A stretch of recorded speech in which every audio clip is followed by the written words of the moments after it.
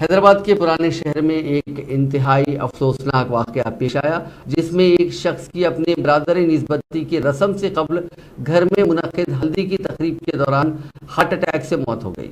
ہلدی کی تقریب کا ویڈیو سوشل میڈیا پر تیزی سے وائرل ہو گیا، جس میں دیکھا جا سکتا ہے کہ ایک شخص اپنے برادر نسبتی کو ہلدی لگاتے ہوئے اچانک ڈھیر ہو گیا اور اسپتال میں علاج کے دوران انتقال ہو گیا، جس سے خوشی کی تقریب اچانک ماتم میں تبدیل ہو گئی۔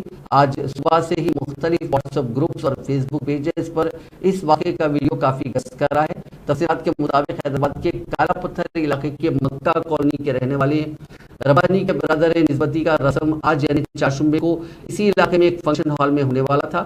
رسم سے 2 دن پہلے پیر یعنی 20 فروری کی رات دولہے کو ہلدی لگانے کی تقریب گھر میں منعقد کی گئی، جس میں ربانی اور دیگر قریبی رشتہ داروں نے شرکت کی۔